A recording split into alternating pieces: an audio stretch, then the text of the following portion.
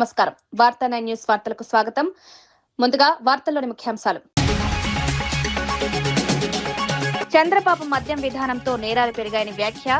మద్యం నియంత్రణపై ప్రభుత్వం స్పష్టతనివ్వాలన్న కారుమూరి. ప్రజల ఆరోగ్యాన్ని మద్యం ఆదాయానికి పరంగా పెట్టొద్దని వెల్లడి.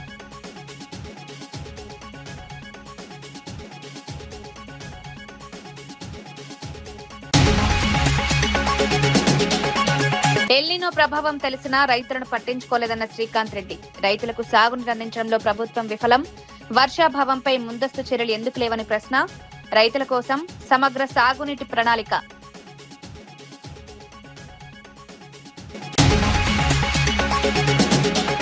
హైదరాబాద్ లో మెఫెంటెర్మిన్ ఇంజెక్షన్ల అక్రమ విక్రయం. 45,000 రూపాయల విలువైన ఇంజెక్షన్లు స్వాధీనం. ఇంజెక్షన్ల అక్రమ దందాకు చెక్. అక్రమ ఇంజెక్షన్లపై విక్రయంపై హైదరాబాద్ టాస్క్ ఫోర్స్ చర్యలు. కొండా సురేఖపై చర్యలకు డిమాండ్. కాంగ్రెస్ లో ముదిరిన విభేదాలు.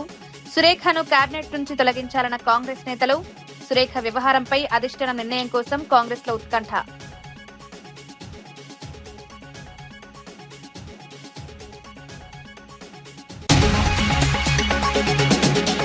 పెల్లెట్ గన్ దాడిలో గాయపడిన సాహిల్ కు న్యాయం చేయాలన్న రాహుల్. సాహిల్ పై దాడికి ఎఫ్ఐఆర్ నమోదు చేయాలన్న రాహుల్. విద్యార్థులపై హింసను సహించేది లేదని వెల్లడి.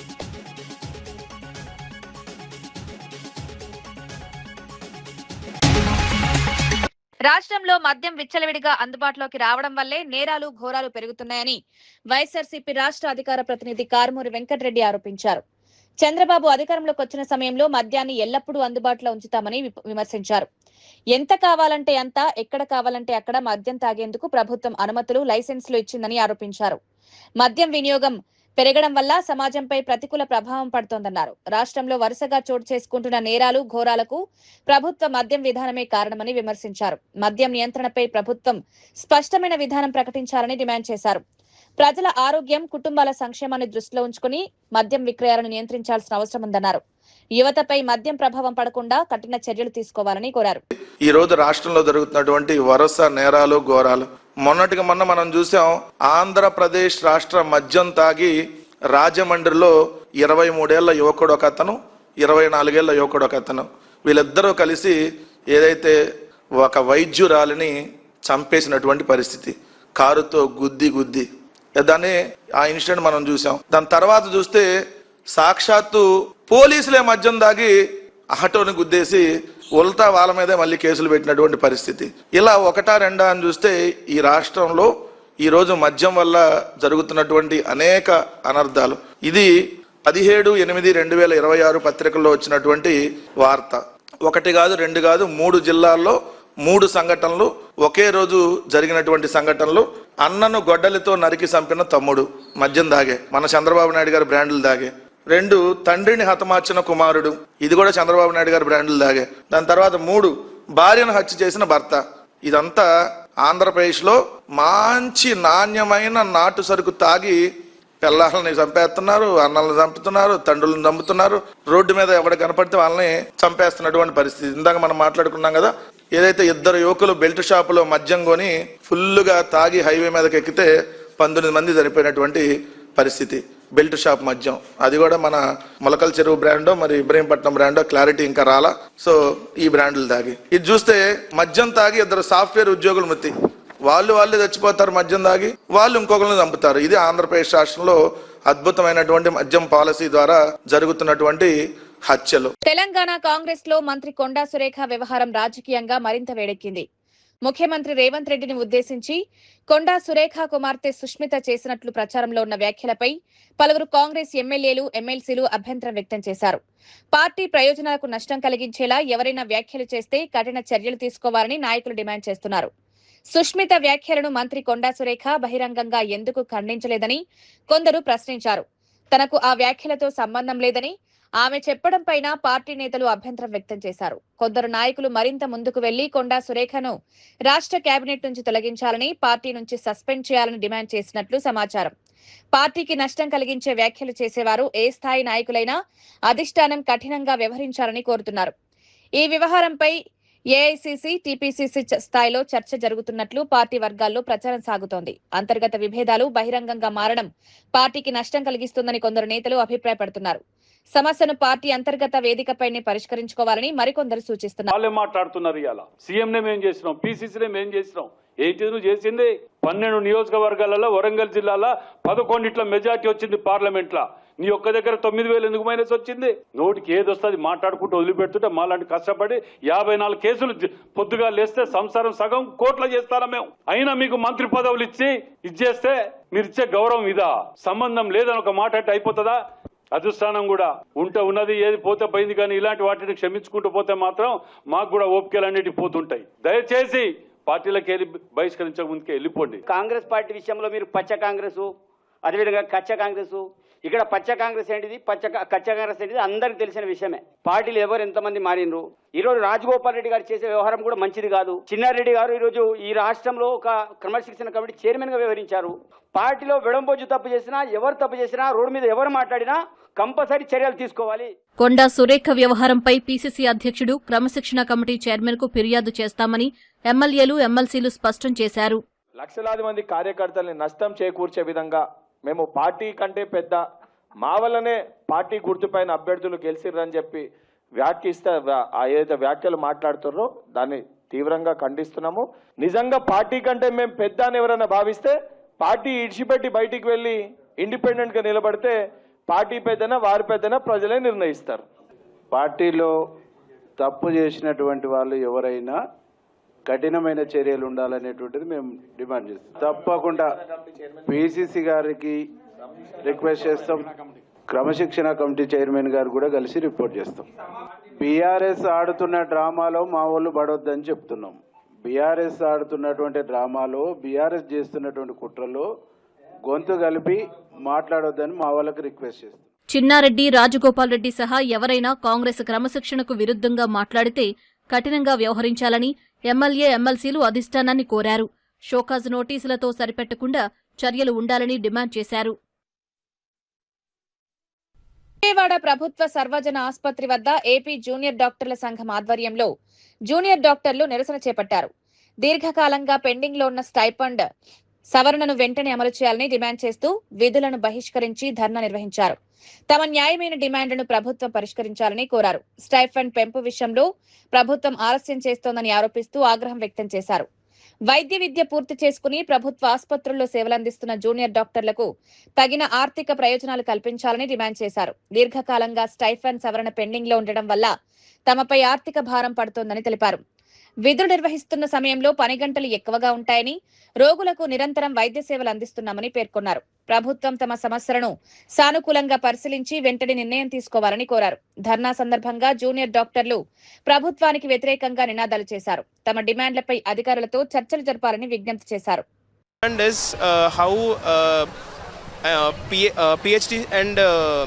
PhD students and PhD people are coming into the professor posts of anatomy, physiology and microbiology. This is affecting the MD people who have finished our anatomy, physiology and microbiology and are coming up for taking the assistant posts. So this is we have started the strike and it's been 11 days. For the initial few days we have only stopped OPD and IPD services, and now since Monday we have stopped emergency services. As junior doctors we are not taking up our emergency duties and we are sitting for a strike over here, sir. So I'm Dr. Rachna, I'm a second year postgraduate studying in Siddhartha Medical College. So we have 3 primary demands. One of them is about the recruitment of MSc PhD candidates more than the required NMC norms, and second one is about the increment of age of retirement to 65 years, and also about the revision of stipend for junior residents and senior residents, also for interns, BDS interns and also MDS residents as a whole. So both the medical and dental fraternity as a whole we are talking about. So these are very serious problems. These are not just about the small tenure jobs which are of senior and junior residents, but also the quality of education which will be affected due to the recruitment of MSc PhD candidates, and also due to the recruitment of due to the increment of age to 65 years, there will be decrease in vacancies for the upcoming junior residents and senior residents. ఢిల్లీలో ధర్నా సందర్భంగా pellet gun దాడిలో గాయపడిన విద్యార్థి సాహిల్ కు న్యాయం చేయాలని కాంగ్రెస్ అగ్రనేత రాహుల్ గాంధీ నిరసన చేపట్టారు. ఈ ఘటనపై పోలీసులు వెంటనే ఎఫ్ఐఆర్ నమోదు చేసి బాధ్యులపై చర్యలు తీసుకోవాలని డిమాండ్ చేశారు. విద్యార్థి సాహిల్ పై దాడికి పాల్పడిన వారిని గుర్తించి కఠినంగా శిక్షించే వరకు పోరాటం కొనసాగిస్తామని రాహుల్ గాంధీ స్పష్టం చేశారు. ప్రజాస్వామ్య పద్ధతిలో తమ సమస్యలను తెలియజేస్తున్న విద్యార్థులపై హింసకు పాల్పడడం సరికాదన్నారు. నిరసన కార్యక్రమాల సమయంలో విద్యార్థుల భద్రతకు పోలీసులు తగిన చర్యలు తీసుకోవాలని కోరారు. గాయపడిన సాహిల్ కు న్యాయం జరిగే వరకు అంశాన్ని వదిలిపెట్టబోమన్నారు. ఘటనపై పూర్తిస్థాయి దర్యాప్తు జరిపి వాస్తవాలను బయటపెట్టాలని డిమాండ్ చేశారు. బాధ్యులపై చట్టపరమైన చర్యలు తీసుకోవాలని కోరారు. విద్యార్థులు, యువత తమ హక్కుల కోసం శాంతియుతంగా నిరసన తెలిపే హక్కును గౌరవించాలన్నారు. పోలీసులు కేసు నమోదు చేయడంలో ఆలస్యం చేయకూడదని పేర్కొన్నారు. एम्स की एरी जिसमें साफ लिखा है कि इनके शरीर में 200 से ज्यादा छर्रे हैं, आंख में 3 छर्रे हैं, आंख इनकी खो गई है, उस आंख से वो नहीं देख पाएंगे और इनके दिल के पास, बिल्कुल दिल के पास छर्रे हैं जो छुए नहीं जा सकते हैं. दिल्ली पुलिस ने कहा कि हमने छर्रे नहीं चलाए, तो एक ही सवाल है, अगर आपने नहीं चलाए तो किसी ने तो ये छर्रे चलाए होंगे, शायद किसी और ने इन पर छर्रे चला दिए, और अगर किसी और ने नहीं चलाए तो पता नहीं, शायद इन्होंने ही छर्रे चला दिए हों. मगर क्राइम तो हुआ है क्योंकि इनके शरीर में छर्रे हैं. हम सिर्फ ये कह रहे हैं कि एफआईआर दर्ज कीजिए, एफआईआर दर्ज कीजिए. हिंदुस्तान का एक युवा है, उनकी मम्मी यहाँ पे ज्योति खड़ी है, उनके पिता दीपक है, साहिल है ये, और हम सिर्फ ये कह रहे हैं कि प्लीज एफआईआर दर्ज कीजिए. अंदर से हमें बताया जा रहा है कि देखिए ऊपर से ऑर्डर आया, एफआईआर नहीं हो सकता है. सिंपल सी बात है, जब तक एफआईआर नहीं होगा तब तक हम यहां से नहीं हिलने वाले हैं. सिंपल सी बात है, एफआईआर करना होगा. इस देश में लाखों लोगों के साथ ये अन्याय होता है, महिलाओं के साथ होता है, जिनका रेप किया जाता है उनके साथ होता है, गरीबों पर ये किया जाता है, हर रोज किया जाता है. और ये नई दिल्ली में कनॉट प्लेस में आपकी आंखों के सामने किया जा रहा है. इसीलिए हम सिर्फ एक मांग है हमारी, एफआईआर, डीडीआर और जो इन्वेस्टिगेटिव ऑफिसर है उसका आप नाम हमें बता. ఎన్టీఆర్ జిల్లా వత్సవాయి మండలం మక్కపేట గ్రామంలో టీడీపీ ఆధ్వర్యంలో ఇంటింటికి తెలుగుదేశం కార్యక్రమం నిర్వహించారు. ఎమ్మెల్యే, టీడీపీ పొలిట్ బ్యూరో సభ్యుడు శ్రీరామ్ రాజగోపాల్ తాతయ్య స్థానిక నాయకులతో కలిసి కార్యక్రమంలో పాల్గొన్నారు. ఇంటింటికి వెళ్లిన ఎమ్మెల్యే స్థానిక ప్రజలను పలకరించి వారి సమస్యలను నేరుగా అడిగి తెలుసుకున్నారు. గ్రామంలో ప్రధానంగా తాగునీటి సమస్య, విద్యుత్ పోల్స్ ఏర్పాటు, డ్రైనేజీ సమస్యలను ప్రజల ఎమ్మెల్యే దృష్టికి తీసుకొచ్చారు. అంగన్వాడీ భవనానికి, ఎస్సీ కమ్యూనిటీ హాల్ కు కాంపౌండ్ వాల్ నిర్మించాలని కోరారు. సీసీ రోడ్ల నిర్మాణం చేపట్టాలని గ్రామస్తులు విజ్ఞప్తి చేశారు. ప్రజలు తెలిపిన సమస్యలను ప్రాధాన్యత క్రమంలో పరిష్కరించేందుకు చర్యలు తీసుకుంటామని ఎమ్మెల్యే హామీ ఇచ్చారు. కొన్ని పనులను పంచాయతీరాజ్ నిధులతో, మరికొన్ని సంబంధిత శాఖల నిధులతో చేపడతామని తెలిపారు. గ్రామంలో సాధ్యమైనంత మేర ప్రతి సమస్యను పరిష్కరించి మెరుగైన మౌలిక సదుపాయాలు కల్పించేందుకు కృషి చేస్తామన్నారు. ప్రజల సమస్యలను నేరుగా తెలుసుకోవడం ద్వారా స్థానిక అవసరాలపై స్పష్టత వస్తుందన్నారు.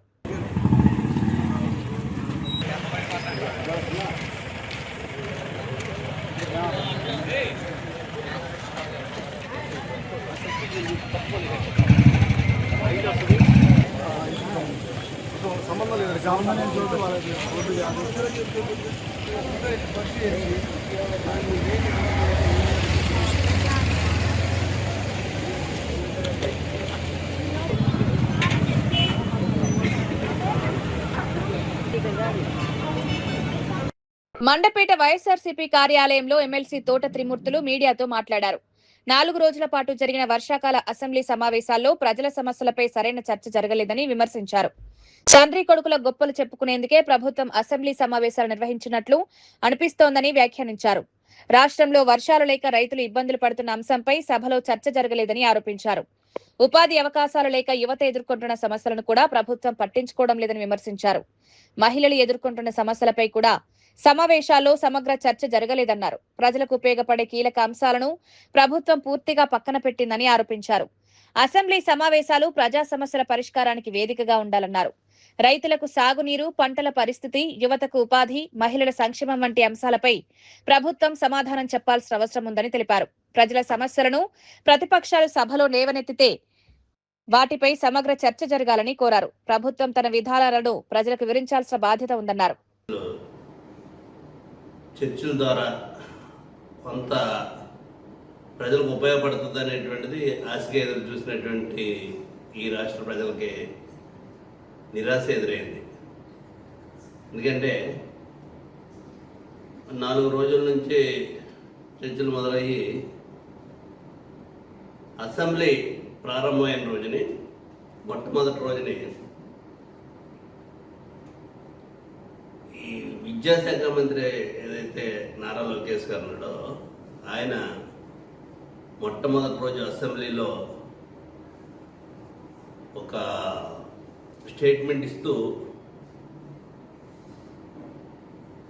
డిఎస్సి మీద ఆయన ఒక స్టేట్మెంట్ ఇచ్చి డిఎస్సిలో ఏమీ అవకతవకలు జరగలేదు, చాలా పారదర్శకంగా చేసాం, మేము 16,000 మందికి మరి ఉద్యోగాలు ఇచ్చాం, టీచర్ ఉద్యోగాలు అని చెప్పేసి చాలా గొప్పగా ఘనంగా చెప్పుకుంటూ, దాంతో పాటు గత ప్రభుత్వం ఎప్పుడూ కూడా ఒక్కో టీచర్ ఉద్యోగాలు కూడా ఇవ్వలేదు అనేటువంటిది కూడా అసత్యమైనటువంటి మాటలు మాట్లాడటం జరిగింది గత ప్రభుత్వంలో కూడా. దీంతో పాటు ఈ సింధు అనేటువంటి వ్యక్తికి స్పోర్ట్స్ కోటాలో ఉద్యోగాలు ఇచ్చామనేటువంటిది చెప్పడం జరిగింది. అనేక విషయాలు ఇది నేను చెప్పేటువంటిది కాదు, మాట్లాడుతూ స్టేట్మెంట్ ఇస్తూ రిటర్న్గా కూడా ఆయన సభ్యులకి ఇచ్చినటువంటి స్టేట్మెంట్, ఆ స్టేట్మెంట్లోనే ఉంది వివరాలన్నీ. సరే, ఈ అసెంబ్లీలో అడిగేటువంటి వాళ్ళు ఎవరో లేరు. అసెంబ్లీలో ఉన్నటువంటి వాళ్ళందరూ కూడా ఆ కూటమికి సంబంధించినటువంటి నాయకులు, ప్రతిపక్షం అనేటువంటిది అక్కడ లేదు. ప్రతిపక్షం లేనప్పుడు ఈ కూటమి నాయకులు లోకేష్ గారు మాట్లాడుతుంటే బలాలు సరిసేవాళ్ళు తప్పితే ఆహా ఓహో అని చెప్పేసి ఆ తండ్రి కొడుకులు ఇద్దరు ఈయన పొగుడుతాడు, ఈయన ఆయన పొగుడుతాడు. ఏదో అద్భుతాలు చేసేసినట్టు. ఏంటి మీరు చేసేసినటువంటిది? 4 రోజులు సమావేశాలు పెట్టి మీరు మొట్టమొదటి రోజుని అసెంబ్లీలో ఈ విషయాల మీద మాట్లాడి ప్రతిపక్షం ఉన్నటువంటి కౌన్సిల్కి వచ్చేటప్పటికి మీరు సమాధానం చెప్పకుండా, దాని మీద చర్చకు రాకుండా పారిపోయేటువంటి విధానం. అసలు మీ యొక్క అవినీతి ఏంటి అనేటువంటిది, ఆ డిఎస్సిలో తప్పులు జరిగినాయని చెప్పడానికి ఇక్కడ మీరు 4 రోజుల్లోనే 1 రోజు కూడా సభ సమాధానం చెప్పకపోవటంలో, ఆ విషయాన్ని చర్చకు కూడా రానివ్వకుండా మీరు దాటేసేటువంటి విధానం చేశారంటే దీని మీద ఏమనుకోవాలి? నల్గొండ జిల్లాలో హత్యకు గురైన ప్రధానోపాధ్యాయురాలు రూపారెడ్డి మృతికి సంతాపంగా సిద్దిపేట జిల్లా హుస్నాబాద్ లో ఉపాధ్యాయులు కొవ్వొత్తులతో నివాళులర్పించారు. ట్రాస్మా ఆధ్వర్యంలో అంబేద్కర్ చౌరస్తాలో ఈ కార్యక్రమం నిర్వహించారు.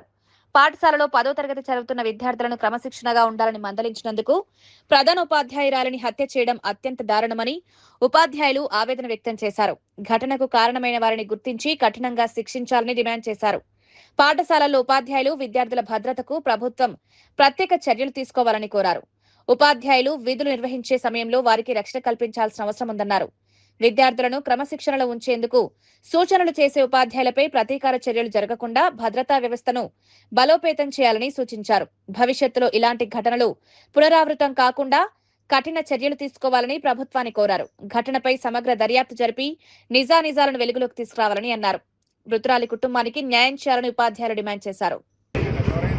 విద్యార్థులకు డ్రెస్ మార్వాడి చేసి విద్యార్థులకు డ్రెస్ నేర్పి టీచర్లకు రక్షణ మన నల్గొండ జిల్లాలో మా శ్రీమతి రూపారెడ్డి మేడం గారిని అత్యంత దారుణంగా 27 కత్తిపోట్లతో మా పాఠశాలలో చదువుతున్న 10వ తరగతి విద్యార్థి చంపడం అంటే చాలా బాధాకరం. దీనికి సమీపంగా ఈరోజు ఉస్నాబాద్లో కొవ్వొత్తులతో ర్యాలీ నిర్వహించాము. అదేవిధంగా ఆ మేడం గారికి ఆమె యొక్క ఆత్మకు శాంతి చేకూరాలని కోరుకుంటున్నాము. జోహార్ జోహార్. నల్గొండ జిల్లా ఒక పాఠశాల ప్రిన్సిపాల్ రూపారెడ్డి గారిని అత్యంత దారుణంగా అదే స్కూల్కి సంబంధించిన 10th క్లాస్ విద్యార్థులు దూరంగా చంపడం జరిగింది. దీనికి గల కారణాలు ఏమిటంటే విద్యార్థుల క్రమశిక్షణలో పెట్టడంలో భాగంగా ఆ ప్రిన్సిపాల్ మేడం వారిని స్కూల్ నడుస్తున్న తరుణంలో వారిని మందలించి మీరు మొబైల్ తీసుకురావద్దు, మీ యొక్క చర్యలు వేరే విధంగా ఉన్నాయి అని వాళ్ళని మందలించి, అంటే ప్రతి ఉపాధ్యాయులైనా పిల్లలను మంచి క్రమశిక్షణతో నడవాలని, పేరెంట్స్ మనల్ని నమ్మి పంపించారు కాబట్టి వాళ్ళకు నైతికతలు నేర్పాలనే ఉద్దేశంతో దానిలో భాగంగా పిల్లలను మందలించి ఆ అబ్బాయి హాస్టల్లో ఉండే అబ్బాయిని మందలించి అతన్ని డే స్కాలర్గా మార్చడం జరిగింది. మార్చిన తరుణంలో ఆ విద్యార్థి మరియు ఇంకొక విద్యార్థి కలిసి ఆ ఇద్దరు పిల్లలు ఆ ప్రిన్సిపాల్ మేడంని టార్గెట్ చేసి అంటే ఇందులో ప్రిన్సిపల్ మేడం తప్పిదం ఏమున్నది, పిల్లల్ని పేరెంట్స్ పంపించారు కాబట్టి వారిని మంచి నైతిక విలువలు అలవరించి అది మంచి క్రమశిక్షణ నడిచి మంచి మార్కులతో మంచి విలువలతో పేరెంట్స్కి అప్పచెప్పాలనే ఉద్దేశంతో మేడము ఏ లాభం లేకుండా, అంటే ఉపాధ్యాయులు అంటేనే సమాజ నిర్మాతలను వాళ్ళు తయారు చేసేవారు కాబట్టి అందులో భాగంగా ఈ టీచర్ అంటే ప్రిన్సిపాల్ మేడం వాళ్ళని మందలించి డే స్కాలర్గా మార్చడం తరుణంలో ఒక 5 రోజుల పాటు ఆ ప్రిన్సిపాల్ మేడంను వీళ్ళు అబ్జర్వ్ చేయడం జరిగింది. మేడం ఎటు వెళ్తుంది, మేడం డబ్బులు తీసుకెళ్తుందా, మేడం ఏం చేయాలి అనే విధానంలో ఒక పెద్ద పాయింట్ ఆఫ్ అంటే టార్గెట్ చేసి, అంటే ఒక పెద్ద వ్యక్తులను టార్గెట్ చేసినట్టుగా ఒక ఉపాధ్యాయురాలని టార్గెట్ చేసి వాళ్ళు చిన్న పిల్లలు 10వ తరగతి పిల్లలు ఏం తెలియదు, బట్ వాళ్ళు ఏ విధంగా చేయాలని సోషల్ మీడియాలో ఈజీ మనీ వే అనే యాప్ అని దాన్ని ఓపెన్ చేసి ఈజీ మనీ ఏ విధంగా పొందాలి అంటే ఏ విధంగా పొందాలి, ఒక మనిషిని టార్గెట్ చేయాలి. ఆ మనిషి ఎవరంటే వాళ్ళ ప్రిన్సిపాల్ అదే స్కూల్లో అవమానించింది కాబట్టి అవమానించిన టీచర్ను మనం ఏ విధంగానైనా చంపాలనే దురుద్దేశంతో 5 రోజులు పరిశీలించి అబ్జర్వ్ చేసి ఆ మేడంను వాళ్ళు ఫాలో అయ్యి ఆ యొక్క వీడియోలు కూడా మనకు రావడం జరిగింది.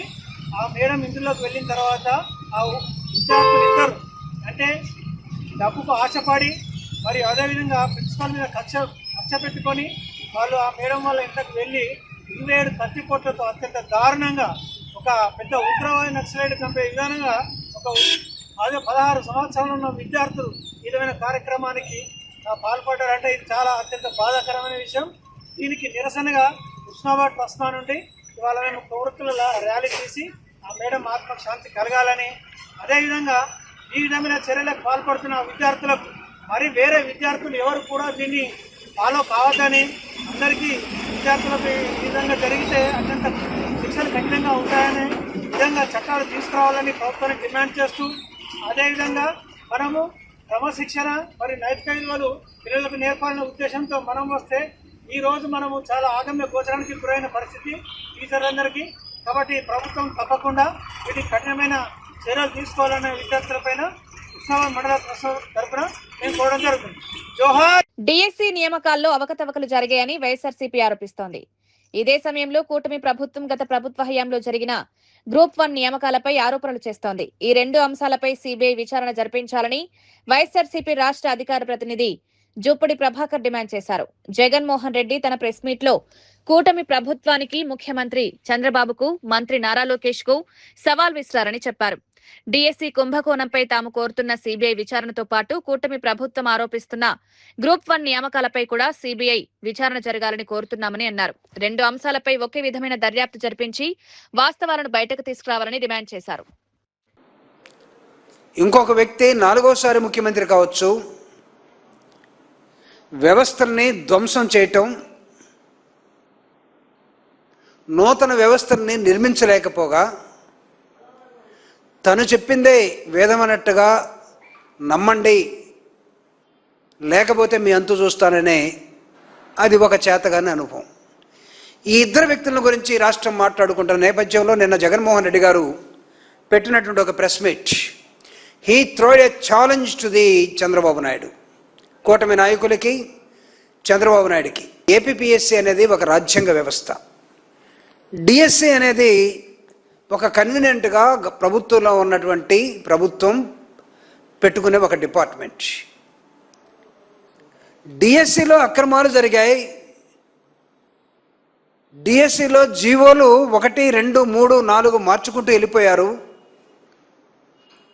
డిఎస్సిలో సెలెక్ట్ అయిన వాడికి సర్టిఫికెట్స్ వెరిఫికేషన్ చేసిన వాడికి ఉద్యోగం ఇవ్వాలి, కానీ వాడిని పక్కకు తోసేశారు. ఈ అవకతవకలన్నీ జరగటానికి కారకులు ఎవరు, దాని మీద ఒక ఎంక్వైరీ వేయండి అని అడిగాం. అరే దానికి ఎన్ని సవాళ్ళు ఇసిరారో. పోనీ మేము అనుకున్నాం, మేము ఎలాగో అసెంబ్లీకి పోవట్లేదు, అసెంబ్లీలో దీన్ని ఏమన్నా చర్చిస్తారేమో అని అనుకుంటే, అసెంబ్లీ జరిగే 4 రోజుల ముందు ఫెయిలర్స్ ఏంటంటే అసెంబ్లీలో దాని సంగతి తెలుస్తామన్నారు. పోనీ కౌన్సిల్లో మేము ఉన్నాం కదా, అక్కడ కూడా వస్తుంది అనుకున్నాం. ప్రతిపక్ష పార్టీ లేని చోట దాని గురించి రకరకాలుగా మాట్లాడి, ప్రతిపక్ష పార్టీ ఉన్న చోట పారిపోయినటువంటి విధానం. అందుకే జగన్మోహన్ రెడ్డి గారు, మీరు నిజమైనటువంటి హైదరాబాద్ లో మెఫెంటర్మిన్ సల్ఫేట్ ఇంజెక్షన్లను అక్రమంగా సేకరించి విక్రయిస్తున్న వ్యక్తులపై పోలీసులు చర్యలు తీసుకున్నారు. నగర పోలీస్ కమిషనర్ టాస్క్ ఫోర్స్ అధికారులు అక్రమ వ్యాపారంపై నిఘా పెట్టి నిందితులను అరెస్ట్ చేశారు. ఆపరేషన్లో సుమారు 45,000 రూపాయల విలువైన మెఫెంటర్మిన్ సల్ఫేట్ ఇంజెక్షన్లను పోలీసులు స్వాధీనం చేసుకున్నారు. వీటితో పాటు ఖాళీ ఇంజెక్షన్ ప్యాకెట్లు, 4 మొబైల్ ఫోన్లు, 1 మోటార్ సైకిల్ ను కూడా స్వాధీనం చేసుకున్నట్లు తెలిపారు. నిందితులు ఇంజెక్షన్లను అక్రమంగా సేకరించి విక్రయిస్తున్నట్లు దర్యాప్తులో గుర్తించినట్లు పోలీసులు వెల్లడించారు. ఈ వ్యవహారంపై కేసు నమోదు చేసి తదుపరి దర్యాప్తు చేపట్టారు. అక్రమంగా ఔషధాలు, ఇంజెక్షన్లు విక్రయించే వ్యక్తులపై కఠిన చర్యలు తీసుకుంటామని పోలీసులు హెచ్చరించారు. ఈ వ్యాపారంతో సంబంధం ఉన్న మరికొందరిని గుర్తించేందుకు విచారణ కొనసాగుతున్నట్లు తెలిపారు. నిషేధిత, నియంత్రణ ఔషధాలను అనుమతులు లేకుండా విక్రయించడం చట్టవిరుద్ధమని పోలీసులు పేర్కొన్నారు. ఎల్నినో ప్రభావంతో వర్షాభావ పరిస్థితులు ఏర్పడే అవకాశం ఉందని తెలిసినా ముఖ్యమంత్రి చంద్రబాబు ముందస్తు చర్యలు తీసుకోవడం లేదని వైఎస్ఆర్సీపీ ప్రధాన కార్యదర్శి గడికోట శ్రీకాంత్ రెడ్డి ఆరోపించారు. రైతుల సమస్యలను పరిష్కరించకుండా పరిస్థితులను కూడా ప్రభుత్వం ప్రచారం కోసం ఉపయోగించుకుంటోందని విమర్శించారు.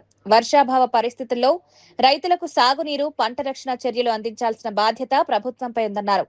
రాయలసీమ ప్రాజెక్టులకు నీటిని నింపకుండా రైతులకు అన్యాయం చేస్తున్నారని ఆరోపించారు. మరోవైపు కృష్ణా ప్రాంతంలో 3 పంటలు పండే భూములను కూడా నీటి కొరతతో దెబ్బతీస్తున్నారని విమర్శించారు. రైతులకు అవసరమైన సమయంలో సాగునీరు అందించేందుకు ప్రభుత్వం సమగ్ర ప్రణాళిక రూపొందిస్తోందని డిమాండ్ చేశారు. వర్షాలపై ఆధారపడే రైతులకు ముందస్తు హెచ్చరికలు, ప్రత్యామ్నాయ సాగు పంటలు చర్యలు, పంట నష్టపరిహారం వంటి అంశాలపై దృష్టి పెట్టాలని కోరారు. ప్రాజెక్టుల్లో నీటి లభ్యతను పరిగణలోకి తీసుకుని ప్రాంతాల వారీగా సాగునీటి ప్రణాళిక రూపొందించాలన్నారు. సరైన రీతిలో ఇచ్చి కరువుతో అల్లాడుతున్న ప్రజలను ఆదుకోవాలన్నటువంటి ఆలోచన ఏమాత్రము లేకపోగా ఎలినో అనేటువంటిది వస్తుంది. ఎలినో ప్రభావం వల్ల చాలా వర్షాధారణ పరిస్థితులు ఏర్పడతాయి. ముఖ్యంగా రాయలసీమ లాంటి ప్రాంతంలో చాలా దారుణంగా ఉంటాయి పరిస్థితులు అని చెప్పి 6 నెలల నుంచి, సంవత్సరం నుంచి హెచ్చరిస్తున్నా. ముందస్తు ప్రణాళిక రూపొందించుకోకుండా ఎలినో అదేదో ఇంకొక రకంగా తనను వాడుకోవాలి. ఎప్పుడో ఒక మాట అంటుంటాడు, కష్టాలలోనే అవకాశాలు ఎత్తుక్కొని ప్రజలు దాంట్లో మనం దూరిపోవాలన్నటువంటి మాట తను ఎప్పుడు అంటుంటాడు. ఆ ఎలినోను కూడా తను పబ్లిసిటీకి వాడుకోవాలనే ఉద్దేశంతో ఆ పదం వాడుతూ చెప్తున్నాడు. కానీ ఇది ఒక కంటింజెన్సీ ప్లాన్ అటువంటిది చెయ్యాలి. ఆ పరిస్థితులు వచ్చినప్పుడు ఏ రకంగా రైతులకు అండగా నిలబడాలి అటువంటి ఒక్క ప్లాన్ కూడా చేయకపోవడం చాలా దురదృష్టకరం. మరొక పక్కన ఎన్నో పరిస్థితులు ఉన్నా కూడా పూర్తిగా రిజర్వాయర్లకు నీళ్లు రావు పరిస్థితులు అనుకున్నాం. కానీ అదృష్టం కొద్దో ఇంకొకటో వెస్టర్న్ ఘాట్స్లో కురిసినటువంటి కొంత వర్షపాతం వలన శ్రీశైలంకు మంచి నీళ్ళే వచ్చాయి, బాగానే వచ్చాయి. ఆల్మట్టి పూర్తిగా నిండింది. మరొక పక్కన ఆల్మట్టి ఈరోజు రేపా అన్నటువంటిది దాన్ని కూడా ఇంకొక 100 టీఎంసీలకు పెంచాలన్నటువంటి ఆలోచన కర్ణాటక ప్రభుత్వం చేస్తుంటే కనీసం దాన్ని మాట వరుసకైనా మాట్లాడడంలే. నారాయణపూరు, జూరాల నుండి శ్రీశైలంకు ఒక రకమైనటువంటి నీళ్ళు వచ్చినాయి. దాదాపుగా 215 టీఎంసీలు పూర్తి సామర్థ్యమైనటువంటి శ్రీశైలంలో 190 టీఎంసీల వరకు వచ్చినప్పుడు ఆ ప్రాజెక్ట్ని నిల్వ చేసి, ఆ నీటిని నిల్వ చేసి రిజర్వాయర్లన్నీ కూడా నింపుకున్న తర్వాత మిగిలినటువంటి ప్రాధాన్యతనివ్వాలన్నటువంటి ఆలోచన చేయలేనటువంటి వ్యక్తి చంద్రబాబు నాయుడు గారు. ఒక పక్కన ఇటువంటి పరిస్థితులు వస్తాయనేటువంటి ఆలోచనతో చంద్రబాబు మద్యం విధానంతో నేరాలు పెరిగాయని వ్యాఖ్య. మద్యం నియంత్రణపై ప్రభుత్వం స్పష్టతనివ్వాలన్న కారుమూరి. ప్రజల ఆరోగ్యాన్ని మద్యం ఆదాయానికి పరంగా పెట్టొద్దని వెల్లడి.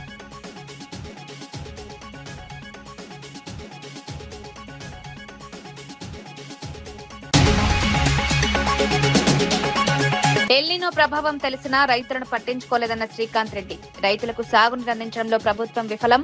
వర్షాభావంపై ముందస్తు చర్యలు ఎందుకు లేవని ప్రశ్న. రైతుల కోసం సమగ్ర సాగునీటి ప్రణాళిక.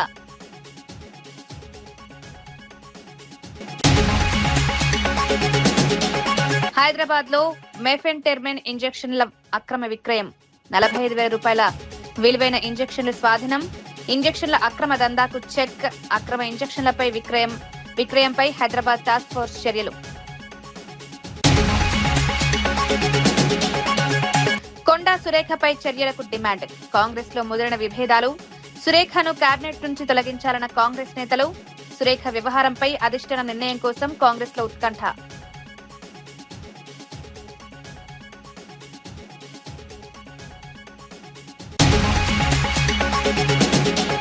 పెల్లెట్ గన్ దాడిలో గాయపడిన సాహిల్ కు న్యాయం చేయాలన్న రాహుల్. సాహిల్ పై దాడికి ఎఫ్ఐఆర్ నమోదు చేయాలన్న రాహుల్. విద్యార్థులపై హింసను సహించేది లేదని వెల్లడి.